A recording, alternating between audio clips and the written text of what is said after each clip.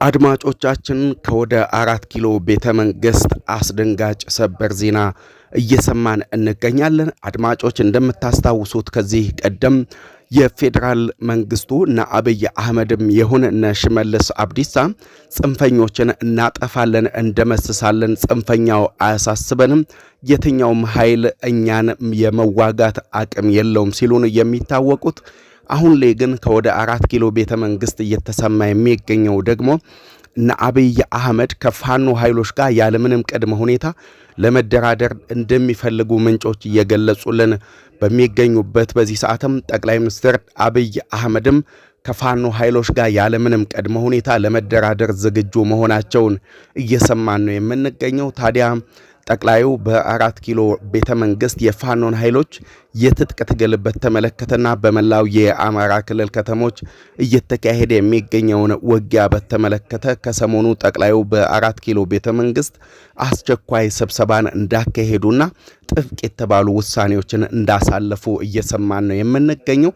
ታዲያ ከነዚህ ውሳኔዎች መካከልም ጠቅላዩ ያለምንም ቅድመ ሁኔታ ከፋኖ ኃይሎች ጋር መደራደር እንደሚፈልጉ ስንሰማ የፋኖ ኃይሎችም በማወቅም ይሁን ባለማወቅ ለህወሓትና ለሻዕቢያ ተላላኪ መሆናቸውን በአፋጣኝ ሊገታና ሊያቆሙ ይገባል ሲሉም ነው የተደመጠው። አሁን ላይ የፋኖ ኃይሎች በስሜታዊነት ወደ ትጥቅ ትግል ወደ ጫካ ከገቡ በኋላ ለሻዕቢያና ለህወሓት እየተላላኩ ነው የሚገኙት። ይሄ ፍጹም ነው ሲሉ የተደመጡት ጠቅላይ ሚኒስትር አብይ አህመድ የሻዕቢያም ይሁን የህወሓት ፍላጎት ኢትዮጵያን መበታተን ነው። ሻዕቢያና ህወሓት ከበስተጀርባቸው ግብፅን አሰልፈው ኢትዮጵያን እንደ የመንና ሶሪያ መበተን ይፈልጋሉ ሲሉ የተደመጡት የጠቅላይ ሚኒስትር አብይ አህመድ መንግስት አገዛዝም የፋኖ ኃይሎችም አፋጣኝ በሆነ ሁኔታ ከዚህ ሀገርን ከማፍረስ እንቅስቃሴ ሊታቀቡ ይገባል። ኢትዮጵያ ላይም ባንዳ ከመሆንና እንደዚሁ ደግሞ ለባዕዳን እየተላላኩ ኢትዮጵያን መበታተን ስለሌለባቸው በአፋጣኝ ከፌደራል መንግስቱ ጋር ሊደራደሩ ይገባል የሚል አቋም እንደያዙ በዚህ ጉዳይም ደግሞ ከፍተኛ ስራዎች እየተከናወኑ እንደሚገኙ እየሰማን በምንገኝበት በዚህ ሰዓት ላይ አሁን ላይ ደግሞ እየሰማን የምንገኘው ሌላኛው መረጃ የፋኖ ኃይሎች በቀጥታ ከህወሓት ጋርና እንደዚሁ ደግሞ ከሻዕቢያ ጋር ግንኙነት እንዳላቸው የሚያመላክቱ መረጃዎች በይፋ እየወጡ ነው የሚገኙት። የኤርትራው ፕሬዝዳንት ኢሳያስም በኢትዮጵያ ውስጥ የሚገኙ ታጣቂ ቡድኖችን በሙሉ እየደገፉ እንደሚገኙ የተገለጸ ሲሆንም ይህም ደግሞ እነ አብይን በአፋጣኝ ከስልጣን ልናስወግድ ይገባል ከሚል ውሳኔና ከሚል እቅድ እንደሆነ እየተገለጸ ነው የሚገኘው። የኤርትራው ፕሬዝዳንት ኢሳያስ በተለይ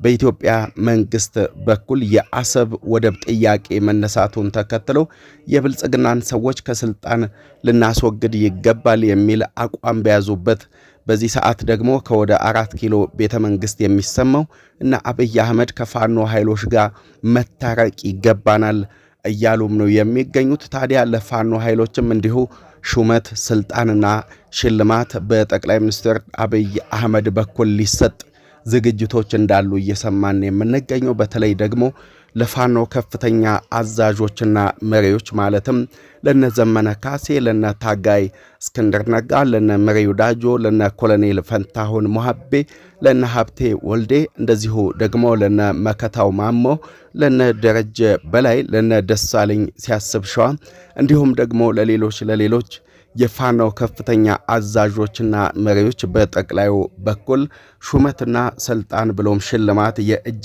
መንሻ ለመስጠት ዝግጅቶች እንዳሉም ነው እየሰማን የምንገኘው። ታዲያ እነዚህ ሹመትና ስልጣኖች የሚሰጡት እነዚህ የፋኖ ከፍተኛ አዛዦችና መሪዎችም ከስራቸው እየተዋጉ የሚገኙ የፋኖ ኃይሎችን አሳምነው መከላከያ ሰራዊቱን እንዲሁ አድማ በተናን እንዲቀላቀሉ ካሳመኑ ስለመሆኑም ነው ምንጮች እያመላከቱልን የሚገኙት። አድማጮቻችን ይህንንም ተከትሎ በፌደራል መንግስቱ በኩል በተለይ በመላው የአማራ ክልል ከተሞች እየተካሄዱ የሚገኙ ውጊያዎችን ለማቆም ከፍተኛ እንቅስቃሴ ስለመኖሩ እየሰማን ነው የምንገኘው። ይህንንም ተከትሎ ለፋኖ ከፍተኛ አዛዦችና መሪዎችም ሹመትና ስልጣን ለመስጠት እንዲሁ ደግሞ ሌሎች የፋኖ ተዋጊዎችንም እንደ ፍላጎታቸው ከነ ሙሉ ትጥቃቸው ወደ ቤታቸው መግባት እንደሚችሉ በአገዛዙ በኩል ውሳኔዎች እንደተላለፉ እየሰማን የምንገኘው። ከነዚህ ውሳኔዎች